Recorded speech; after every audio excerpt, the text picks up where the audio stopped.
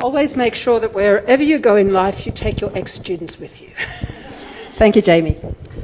Thank you, everybody. Can I be heard? Yes. Okay. Well, I'm going to talk to you about Mark Antony and his other guys, Marcus Antonius. And I was inspired to offer this lecture because currently the Bell Shakespeare is performing Antony and Cleopatra, and I was fortunate enough to see the performance on Sunday afternoon, so it's fresh in my head, and congratulations to everybody involved in that performance. I'll have a few words to say about it later on, but I thought some of the choices they made were quite inspired, others were interesting, and a couple of bits where I would have liked to just write the historical notes maybe a little bit differently. But that's all right, that's all choices, and it's choices that we're going to speak about tonight. So let's begin our lecture with an understanding of Shakespeare's Antony and Cleopatra coming towards the end, the latter part of his life, written, we think, in 1606, 1607. And it's a massive play. It's a massive play. I think it must be a director's nightmare. You think about what Shakespeare requires of a production in presenting Antony and Cleopatra. 5 acts cover 10 years of complicated history. 10 years. Okay, so you might think that's not a lot, but it's a pretty fast-moving and complicated 10 years. So in Act 1, we get already this idea of a view from 2 ends of the Mediterranean. Scenes 1 to 3 are in Alexandria, then you switch to Rome, and then you go back to Alexandria. So you're already doing quite a lot of travel just in the year 40 BCE. Then in Act 2, we go a little bit further around the Mediterranean. So we get the first scene is in Sicily. Scenes 2 to 4 are back in Rome. Then we jump to Alexandria, and then we jump to Misenum, a smaller place down on the top end of the Bay of Naples. So, and that brings us down to 39. So we take 2 acts to cover a couple of years, or part thereof, and then what happens in Act 3? My goodness. So we start off in Syria, then we go to Rome, then we go back to Alexandria, then we go to Athens, and because we haven't done enough travel in this act, we go back to Rome, then we go back to Greece, but this time over in Western Greece at Actium, and then we finally land back in Alexandria. All right, now just think about the exhaustion of that particular act, getting from A to B, or to C, or to D, or to E, or wherever else. Then in Act 4, we stay in Alexandria, but we have 15 scenes. 15 scenes. So to anyone who's been involved in dramatic performance, especially on a stage, just think about what that entails. And it's all around Alexandria itself. The battle's been lost at Actium, and forces have concentrated around the city of Alexandria in Egypt.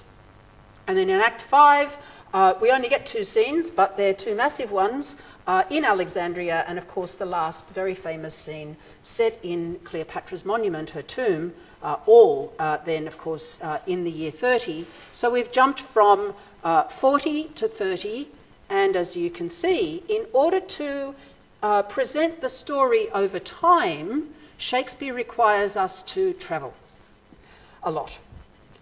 All right, so if we compare this with the Julius Caesar, which is the other play which will impact on our story tonight, which we think was written in 1599. It's earlier than Antony and Cleopatra.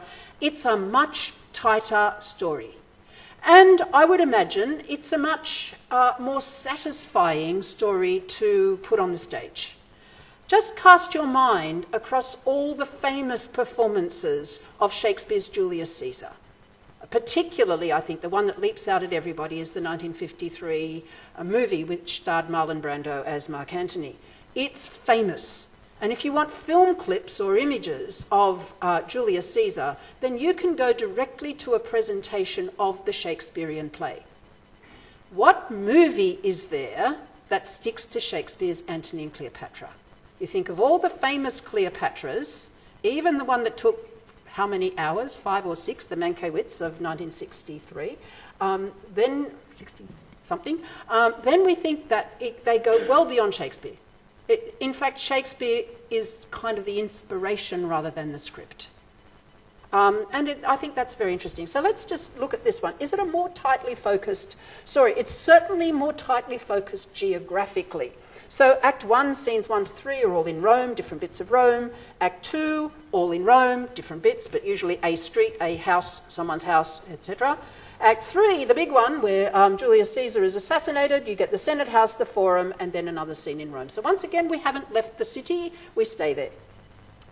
Then in Act 4, Shakespeare could have travelled. He could have put the scene with the triumvirs, Antony, Lepidus, and the young Caesar, Octavius, putting the list of names together of those that they are going to kill.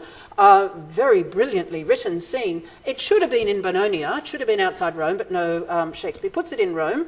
And then we jumped to Sardis, to the meeting between Brutus and Cassius, and then scene 3 is also in Sardis. So we do get a big geographic leap there over into the east, because eventually we have to have the scenes where the battle takes place between the assassins of Caesar, Brutus and Cassius, and the avengers of Caesar, Antony and Octavius Caesar, and that happens in Philippi, so you more or less have to move the action over there to northern Greece. But you can see already that we have a simpler structure and we have not that much of a geographic spread as we do in the grand story of Antony and Cleopatra.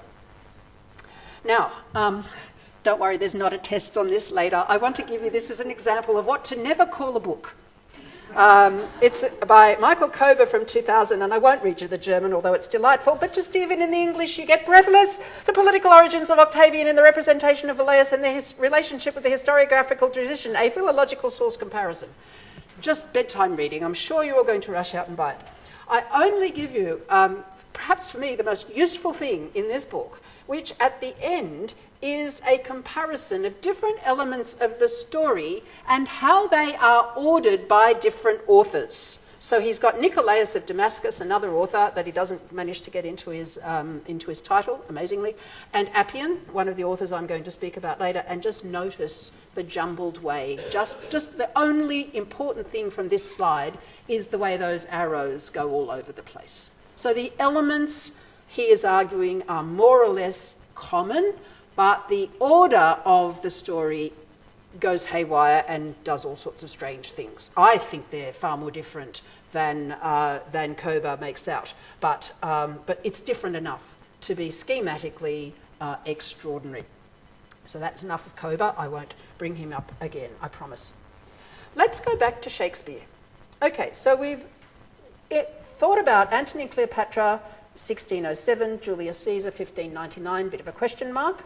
What did he use? Well, most famously, everybody knows that for Shakespeare's Roman plays, he drew heavily, most extensively, on the Greek biographer Plutarch.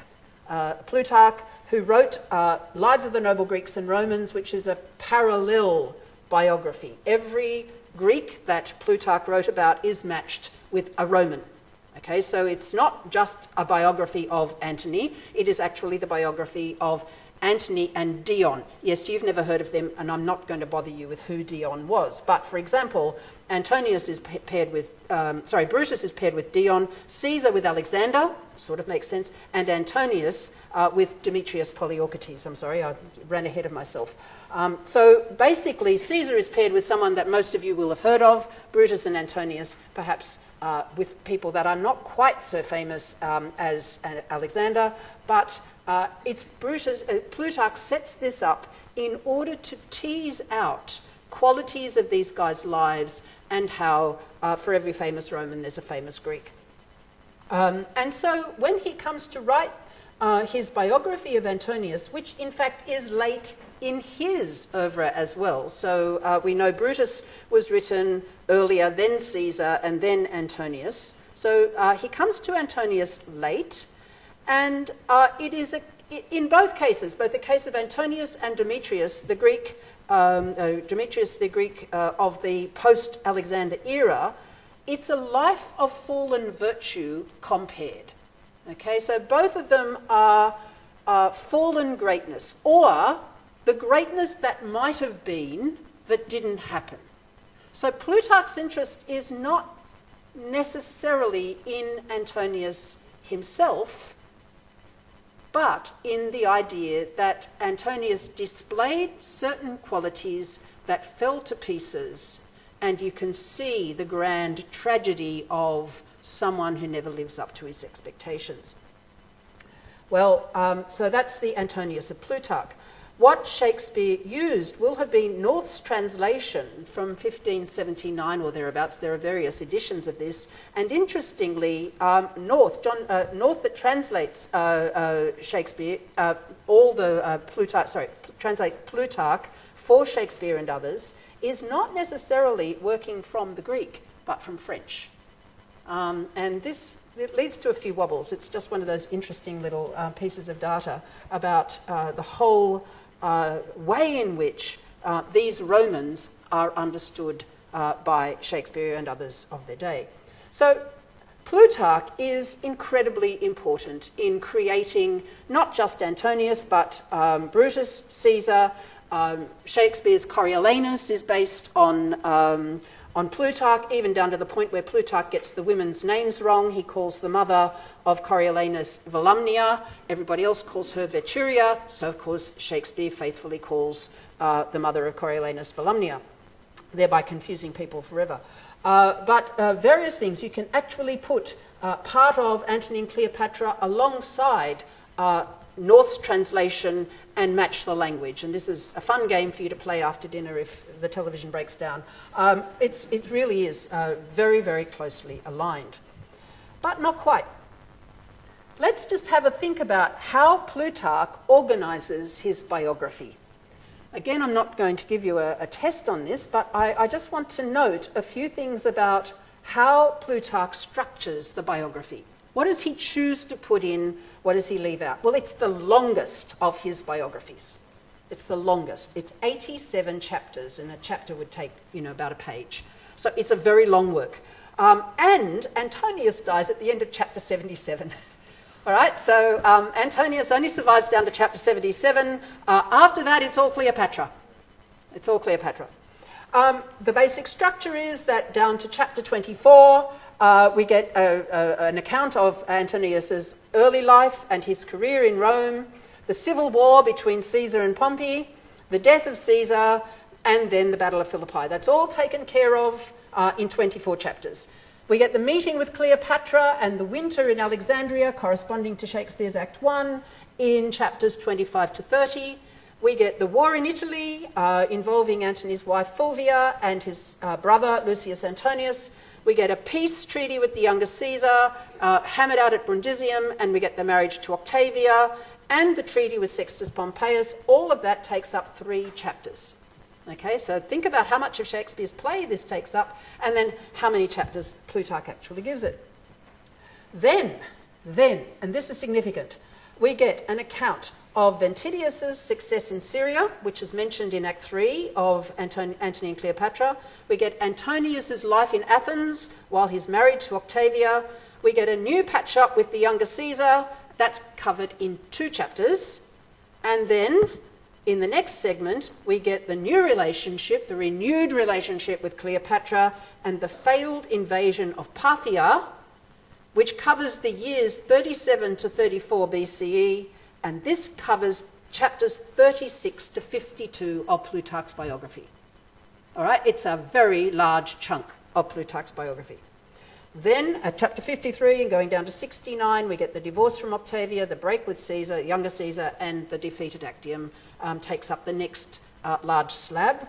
And then 69 to 77, we get Antony back in Alexandria after his defeat. Then the defeat of the city of Alexandria and Antonius's death, that's covered from 69 to 77. And then we get Cleopatra after Antonius, 78 to 86. As commentators have noted, it's like Cleopatra takes over the biography. Okay, at that point, it's all about her. She is the one who has the great death scene. Antony stuffs up his death scene. He does it in the play and he does it in Plutarch. He just can't get it right. Whereas Cleopatra takes time, plans her death, and dies magnificently. And even if the play fails a bit, it has to come to life in that marvellous scene at the end. And you see the women interacting with Cleopatra. And indeed, Shakespeare already had Charmian's last line written for her. Yes, it is great. She is the daughter of kings, descended from so many kings, which I note the other afternoon was left out of the script. Very sad, I was waiting for that line. Anyway, that's life. Okay, so then we go on to have a look at what happens with Plutarch's Caesar. Now, it's a much shorter biography, 69 chapters. It should have been longer. The beginning is missing. Okay, but we get then a very tightly told story. Caesar, after the first civil war, and then up to his first consulship in 59, that's just 14 chapters. The Gallic campaigns, well, okay, you've got to spend time on those, and you have good sources for them because Caesar wrote them up himself. So that goes from 15 to 28. We get the civil wars between Caesar and Pompey, and then the other republicans that kept fighting down to 45 is covered from chapters 29 to 59. So the civil war takes up the bulk of that biography.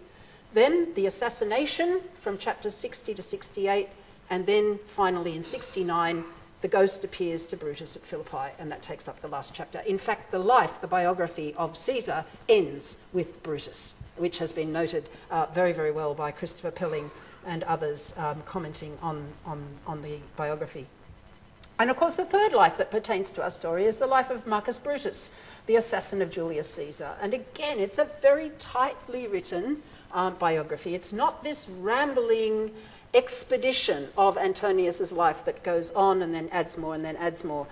This biography is 53 chapters. We have the lot this time. The early life and career in 7 chapters, partly because Brutus's career at Rome was cut short. He only made it to the praetorship, and then he got involved in a little episode on the Ides of March of 44, and that kind of ended his time in Rome. So the plot to kill Caesar is very highly developed. That takes from chapters 8 to 13. Caesar's assassination and its aftermath goes from 14 to 21. Brutus and Cassius leave Rome, then Italy, and then they collect their forces and get ready to fight against Caesar's avengers in Asia. So we're going from 22 down to 31. And then we get the campaign at Philippi, and of course meeting Caesar's ghost is taken care of at 31 to 38. Then Philippi part 1 to the death of Cassius, from 39 down to 46. Philippi part 2 and the death of Brutus, 47 to 52. And then a concluding a chapter on the place of Brutus in the afterlife in the period of Augustus at 53. Now, if Cleopatra takes over the biography of Antony, Cassius shares the biography of Brutus.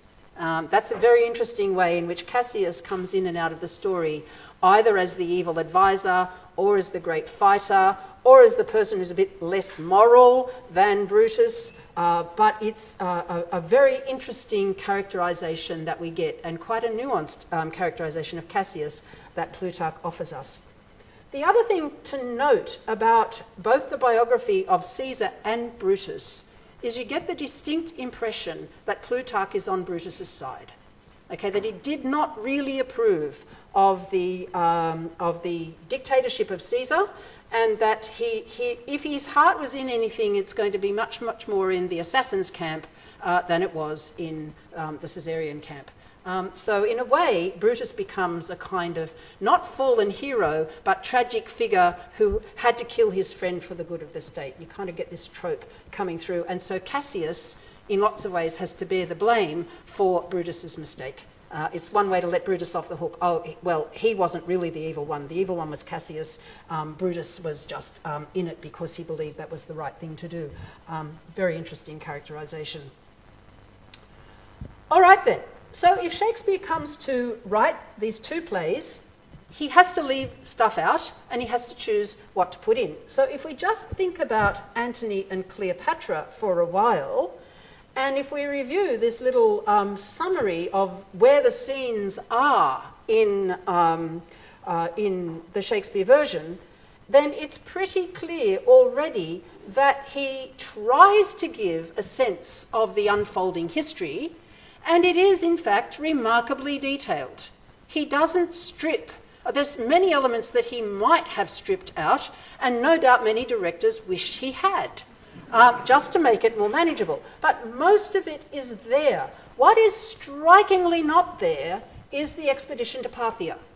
It's hinted at, it's commented on slightly, but there is nothing in Shakespeare's text to let you know what happened in Parthia between 36 and 34, where in 36, Antonius leads a grand invasion through Armenia and through the northern part, hoping, we think, to get into Parthia, which is modern day like Iraq and Iran, the whole lot, just no small thing to try and do, and crossing the Euphrates was never a really good idea for a Roman or a few other people. But this just does not figure. And yet it was a grand failure. It was the huge failure in Antonius's career. But it's not there.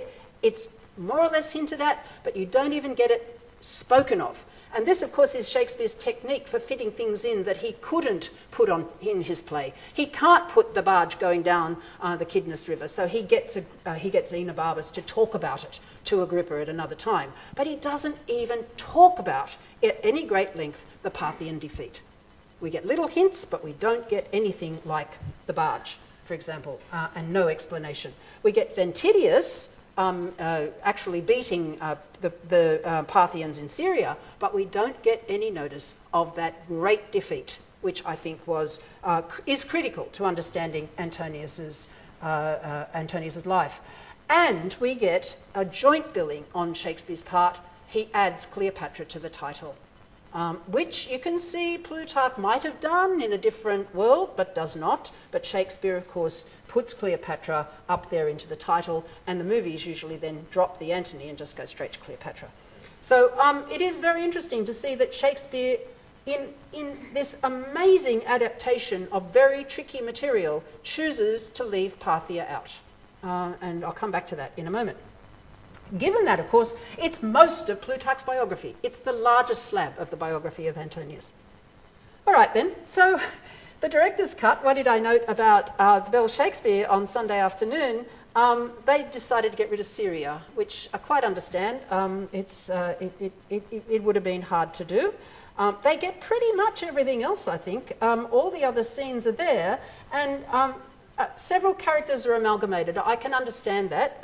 There are a lot of them, and a lot of them seem to appear very briefly. So several of the characters are amalgamated, and I think quite usefully, they kept everyone on the stage at the same time. So if you had 15 scenes, it was just some people getting up and sitting down, and it sort of meant that the action moved on, and I don't think it was incomprehensible at all. I think it was a very wise decision, given that it is, as I said, 15 scenes in one act are very, very difficult to stage. So most of it was there, and that was great. I wanted to compare it with a production I saw 10 years ago. And I should say, I mentioned that these short historical notes move the action from one place to the other in place or time. Not as quickly as Shakespeare does. And you can't blame them for not putting absolutely everything in these historical notes. They would have been very boring. But Shakespeare actually moves you a lot faster and further than these historical notes could convey. So, this other production that I saw, this was the Geneva Theatre in March 2008. It's not that I can remember every time I go to the theatre, okay, but I do remember the Genesian production for a variety of reasons. And I found they still have notices on the web, which is a beautiful thing. And I noticed that they had this written down on their publicity. Some careful, judicious editing presents the audience with a good, tight story and much of Shakespeare's beautiful language to enjoy. Okay, so this is truly the director's cut. Let's see what they did. All right. So, Act 2, Scene 1 is cut. Misenum is cut. Syria, definitely, that was gone long before. Actium's cut. Pretty much most of Act 3 is cut. And then you concentrate basically on the scenes that have Antony, Cleopatra, or Octavius Caesar in them. So, I was writing a book on Sextus Pompeius at the time, I noticed. Indeed, from the very first words, if the just gods, and I thought, hang on, I didn't hear that. Or Sextus Pompey has given the dare to Caesar. Oh, I didn't hear that line. Where did that go? What are they going to do? And of course, what they did, they just erased every reference to Sextus Pompeius and every scene that he was in. In fact, one of my friends says, how did you feel about Sextus Pompeius being transmorphed into a woman? I said, I didn't mind. He was there. I don't mind a bit of gender bending, I can cope, but not to have this character in the play at all blew my mind. The other thing is Lepidus, of course, he goes from a lot of histories as well, but he was deemed expendable. And the whole Actium scene was cut. I think the guy playing Octavius Caesar and the guy playing Antonius came out and grimaced at each other and then left the stage. So that took care of all of that. Done, dusted, and you could get on with the, much of Shakespeare's beautiful language to enjoy. Well, I laughed, and I didn't forget it, but it is an interesting thing that you can see because of the complication. This just was deemed to have to go. All right, so the other question is, what has Shakespeare added to Plutarch? And this is where things get even more interesting. So, why the Geneva Theatre, I think, could just excise Sextus Pompeius is he's not that important to the Plutarchian biography of Antonius. So when Sextus Pompey walks in at the beginning of Act 2, Scene 1 and says, "If the great gods be just, they shall assist the deeds of justice men," there is no way that Plutarch admits Sextus Pompeius's reputation for justice. He himself, as you can see from this coin, which he produced somewhere around 42, he himself was very good at proclaiming his sense of justice. Here he is wearing a beard, which is a sign of mourning for the death of his father, and perhaps to the general state of the Roman Empire. We see on this coin also this oak leaf crown, which is a symbol that Romans were rewarded, and he took to himself for saving the lives of citizens, because Sextus Pompeius had run ships up and down the west coast of Italy, picking up those who were running away from the proscriptions of the triumvirs that we hear about in Shakespeare's Julius Caesar. So he was very good at proclaiming his reputation for justice, but it is not in Plutarch's biography of Antonius or anywhere else. The other thing is, if we turn to Julius Caesar, Shakespeare's Julius Caesar, and Act 3 of Antony's speeches, Plutarch does not make Antony speak. Right, now think about that. The most famous scene of Antony is not in Antony and Cleopatra, it's in Julius Caesar, and he has a lot to say. So, let's just see what Plutarch says about Caesar's funeral, and you will see the problem, or the issue, I should say, straight away.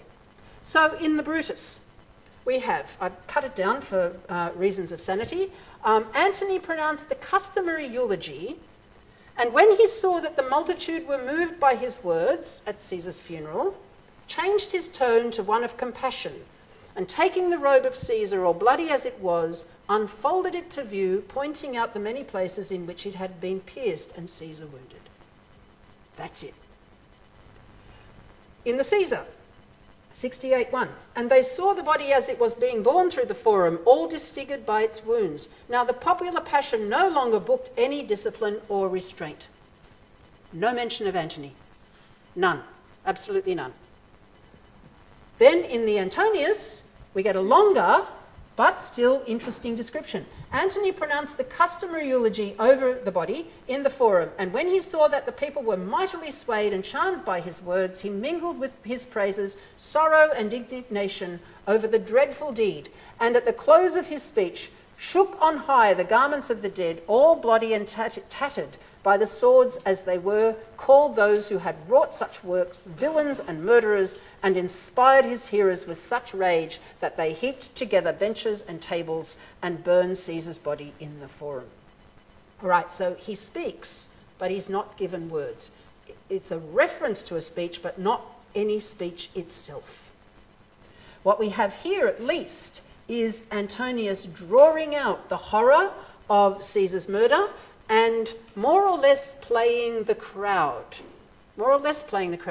But the way that even here Plutarch presents the material is that this is a momentary decision. It's not premeditated.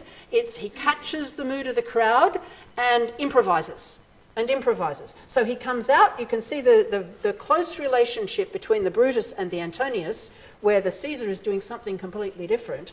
But the Antonius, when we come to this, you can sort of see that he comes out ready to do what was customary, And then, when he gets to see what the people are feeling, the people carry him.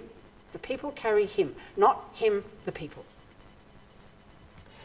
Time and again, if you look at Plutarch, you can't find the character that we meet in Shakespeare absolutely. We see aspects of Plutarch's fallen hero in the Antony and Cleopatra, but we don't see very much at all of the Antony that we meet in the Julius Caesar. Very little at all. So we turn to another author. We turn to Appian's Civil Wars. Appian, a Greek author from Alexandria, writing in Greek, writes a history of Rome. In Rome, he moved there in the middle of the 2nd century CE, and the way that he organises his entire history is by geographically going around the Mediterranean and writing the history of each province as from the moment of its first contact with Rome. So he's not so interested in the prehistory of these places. He wants to tell the story of Rome's conquest of these geographical areas. And so work by work by work, he adds a bit more to the story as the Roman Empire grows. He tells us in his preface that he knows he has to write up the civil wars, that is the whole conflagration of the Roman system in the 1st century BCE. He knows he needs to write up the civil wars because he eventually wants to write about Egypt. And of course, Egypt came into the Roman Empire because of the death of Cleopatra. So if he wants to get to Cleopatra, he's going to have to tell the backstory, the prequel, which is the story of the civil wars. That's what he tells us in his original preface. But by the time he comes to write the civil wars, in fact, he's learned a lot more about them and got very interested in them. So he ends up writing 5 books, a very detailed narrative treating the period between 133, death of Tiberius Gracchus, down to 35 BCE, the death of Sextus Pompeius. 5 books. And they're not even. Of those 5 books, book 2, chapter 118, book 2 goes down to 154, it's the longest book, to the end of book 4. So half of book 2, book 3, and all of book 4 of the 5-book work treat the period from the death of Julius Caesar down to the death of Brutus after Philippi in 42. So it's a period of 2.5 years. It's a period of 2.5 years that takes up half the 5 books that he's written. Then book 5 treats the years 41 BCE down to 35, among which we get the Treaty of Misenum, is 567 to 73, quite an extensive account, and the Sicilian War between Sextus Pompeius and the younger Caesar, Octavian, takes up chapters 74 down to 131. You can see that this must give you a very different view. It's also not biography. It's narrative history that carries you through the various theatres of war in detail from 44 down to 35.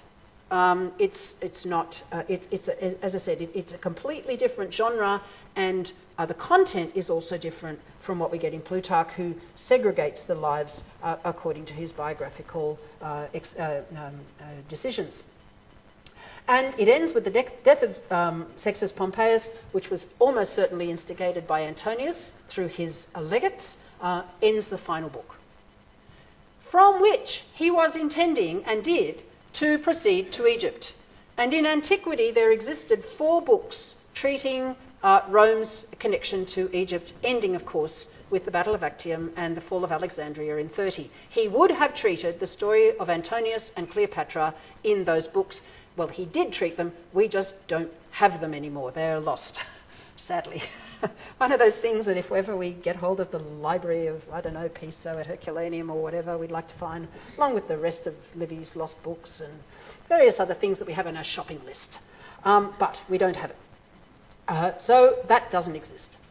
Now, Appian's Antonius is a completely different character from Plutarch's. For one, there's no drinking. In fact, when I was interviewed by the ABC the other day, I said there was drinking everywhere. And I walked out of there and I thought, No, there's not. No, there's not. There's no drinking in Appian. And I thought you can sort of get Antony coming a little bit apart at the end of the scenes, at the end of Book 5, but you do not get Antony the drunkard, Antony the carouser.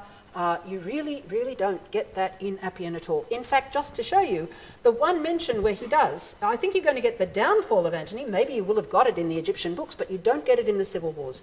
So at Book 5, at the opening sentence of Book 5, after the death of Cassius and Brutus, Caesar returned to Italy, but Antonius proceeded to Asia, where he met Cleopatra, queen of Egypt.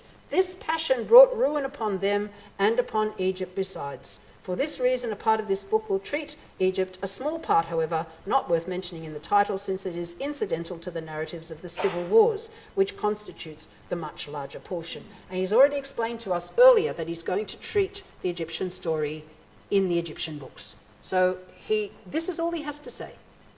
Yes, Cleopatra is to blame for the downfall of Antonius and the downfall of Egypt, but he doesn't go into it. He doesn't elaborate at this point. Whereas Plutarch, of course, gives it a full-blown treatment.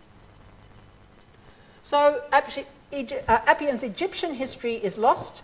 He also mentions a Parthian history, but that was probably never written.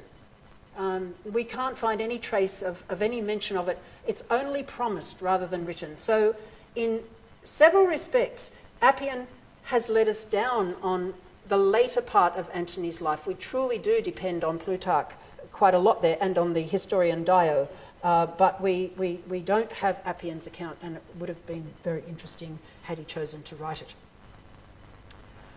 So, what do we get in Appian that we don't get in Plutarch? We get Antonius's speeches.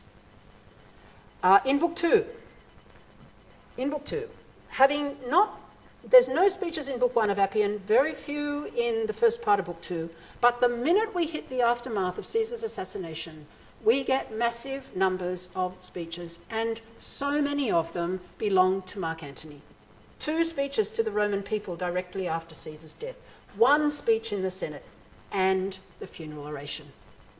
And not just any funeral oration, the funeral oration itself, as Appian writes it, takes 3 chapters, so it's pretty long. But not only that, Appian's description of Caesar's funeral makes it very clear that this was planned. Okay, so we don't have an improvised ripping off of the bloodied garment and all the wounds being shown. We have a kind of theatrical performance where the body is hoisted up on a crane and whirled around in front of people. You know, it's maximum exposure for maximum effect. This was planned, okay? So the whole idea is that Antony knew exactly what he was doing. Absolutely. Plus that there's a herald reading out all the places that Caesar had conquered, all his achievements, this long list. And so people are whipped up into a frenzy, and then they go down burning the houses of the assassins, or running amok, or killing poor old Helvia Cinna, or all of these sorts of things happened. And in Appian's account, Antony means them, or something like that, to happen.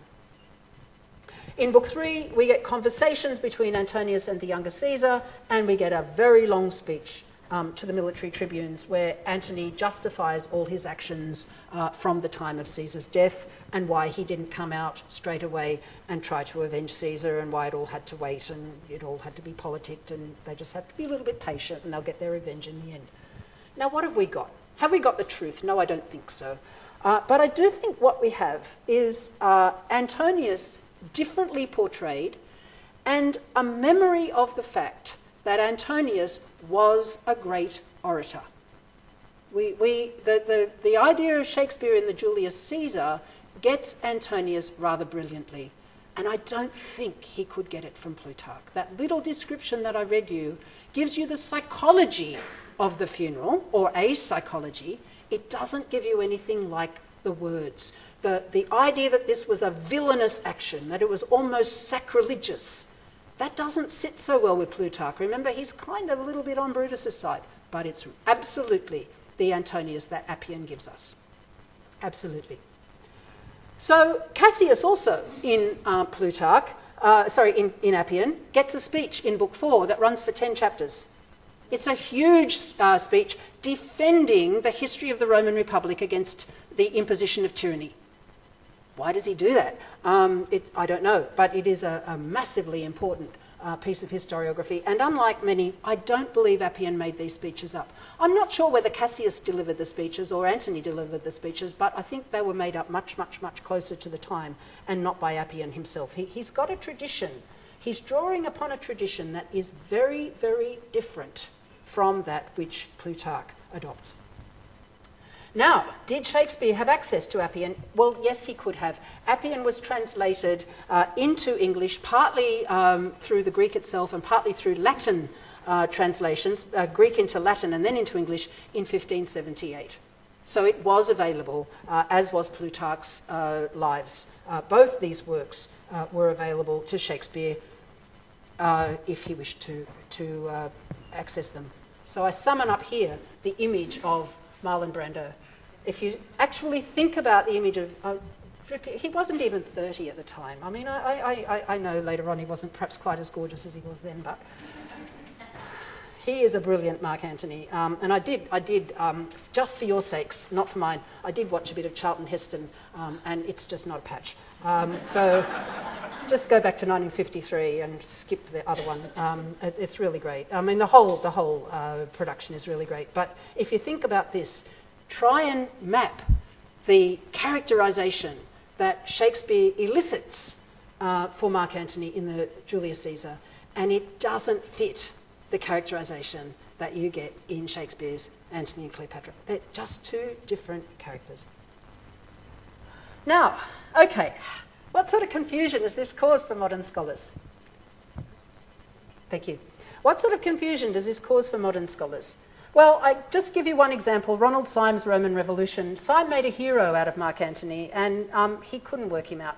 So he's got this: alert and resilient among the visible risks of march and battle, he had no talent for slow intrigue, no taste for postponed revenge. Though able beyond expectation as a politician, he now became bewildered, impatient, and tactless. All right, so he's a good soldier. He's a simple character. I'll come back to that. He's not into revenge. He's an able politician. Try adding these things up. And he couldn't handle politics. So we're swinging in this two sentences of Ronald Syme, we're swinging between the able politician and the simple guy, the guy that other people can run rings around. And what politician cannot handle intrigue or revenge? I mean, I'll give it to you that this is really, it's trying to put these two Antonys together and not disambiguating where they might have come from. And indeed, what he does is he puts the best bits of the two Antoniuses together and then eradicates Antonius's faults. He says, oh, he's a simple guy, didn't really mean to make those mistakes. And other people made him angry. So he had an anger management problem, but he wasn't really bad. Look, you just keep going and going with Syme's Antonius and it doesn't work. Okay, so where do we get this simple Antonius, this hapless Antonius? Well, we get it in chapter 24 of the biography of Antonius, just before Antony is about to meet Cleopatra when she sails up the Cydnus in the barge with all the pomp and ceremony that we hear about from Enobarbus and we hear about, and of course Hollywood loved. Okay, so he says this: for there was a simplicity, haplotes, in his nature, and slowness of perception, though when he did perceive his errors, he showed keen repentance and made full acknowledgement to the very men who had been unfairly dealt with. And there was a largeness both in his restitution to the wronged and in his punishment of wrongdoers. And this, blah, blah, blah, there's a bit more in the middle, this vitiated most of his undertakings, for he could not believe that those who used bold speech in jest could flatter him in earnest, and so was easily captivated by their praises, not knowing that some men, etc., etc., etc. Okay, yeah, look, he was pretty good, but he had this real problem. He just wasn't very bright. And that's most of the Antonys you get in the movie. Just think about all the serious actors that they give the part of Julius Caesar to. I think James Purefoy was a little bit more of an Appian Antony than some of the others, but poor old Henry Wilcoxon, absolutely mercilessly slaughtered in the hands of the best Cleopatra of the lot, Claudette Colbert, and of course poor old Richard Burton, who just couldn't work anything out. For hours, and hours, and hours. In fact, smarter by far was Sid James, who borrowed his costumes for Carry On Cleo in the following year. Now, where would this Simple Antonius come from? Well, I don't know, but I've got a guess. There is a great Antonian inheritance. You know that marriage to Octavia? It produced a couple of daughters who just happened to be the future Emperor Augustus's nieces. And they were married into the future Augustus's family, and they produced children all the way down to Caligula and beyond, to Nero. The Julio-Claudian dynasty was much more closely descended from Marcus Antonius than it was from Augustus, in many cases. And I think it probably served their purposes to rehabilitate their ancestor Mark Antony by leaving aside the smart but devious politician and bringing out the simple guy that was just putty in the hands of Cleopatra. Of course, this also played into Augustan propaganda, but I think it also worked historiographically for the descendants to make him a little bit thick. And this is why he came apart. Good guy, but, you know, just fell in with the wrong people. Whereas, if we go to the historical Antonius that we know from Cicero, that we know from other sources, that we can pick out, we know that in his own day he was a pretty nasty and hard-hitting politician. He played for very high stakes and made big enemies. But Cicero didn't write 14 speeches against anybody else, not even Verres, and yet he felt it was worth fighting Marcus Antonius. He's the grandson of one of Rome's greatest orators. Caesar Augustus had to run a determined propaganda campaign for years to try and destroy Antonius's reputation in Rome. He didn't have to do that for everybody. So it's actually important not to focus just on the negative. Antony could attack himself, and he played for high stakes, and sometimes he lost. He's a noted orator, he's a noted political operator, he's publishing pamphlets, speeches, materials, and we know that this is all part of his life before the historians of a later age get hold of him. Let's just think about, too, how important Antonius was to the avenging of Julius Caesar. It's Antonius who really wins the Battle of Philippi. It's Antonius who can claim that he's avenged Caesar, and then he can change tack. He can then start doing deals with the other side. He wants to invade Parthia, he needs friends. He doesn't like young Caesar, that's his greatest rival, so he makes deals with various others, including Sextus Pompeius, including Domitius Ahenobarbus, who, by the way, was nowhere near Antony in the first act. He doesn't come into the picture until after the Pact of Brundisium, but never let a historical fact get in the way of a good character. So we actually see him operating politically long after he's met Cleopatra. In fact, even with Cleopatra, we have to think about the fact that from 41 down to 37, he had nothing very much to do with her. We also see that in the historical Antonius, he is a great creator of images, and one thing he does very well is to put his wives on coins. Okay, so not just Fulvia first, then Octavia, and then Cleopatra. He's not above using the power that these women could project as part of his own iconography. So he's a creator of images as well. We always think of Augustus as the great image maker. I'm arguing that Antonius was ahead of him in almost every way on that front. And we have to think about the stupid thing he did, which was to invade Parthia. Well, actually to invade Armenia. He probably wanted a very quick strike into Armenia and a very quick victory for publicity purposes. I mean, there's a whole lot of other things going on too, but a full-scale invasion was a dumb idea with everything else going on. But it was almost necessary.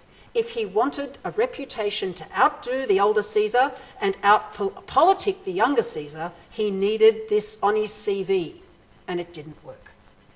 And by leaving Parthia out, Shakespeare does us a great disservice because we don't understand why Antonius came unstuck between Act 2 and Act 3 of the play. We really don't know why he was not able, why he was determined to fight the younger Caesar at Actium. None of this is really explained. Oh, it's all about Octavia, sure. Okay, and two, we also see that losing in Parthia left him much more dependent on Cleopatra, to the point where this great scene of the donations of Alexandria, which Shakespeare captures in Act 3, Scene 6 by reported speech, is also reported speech in Plutarch in Rome, and has exactly the same effect. When this big ceremony where he's supposed to give away half the known world, which he actually doesn't control, to Cleopatra's children, it looks like bombast, it looks like a betrayal of Rome, it looks like everything that his enemies in Rome could use to beat him around the head with. And it also makes him look subject to Cleopatra. And I think by this stage, he wasn't quite, but he was certainly more than he was before.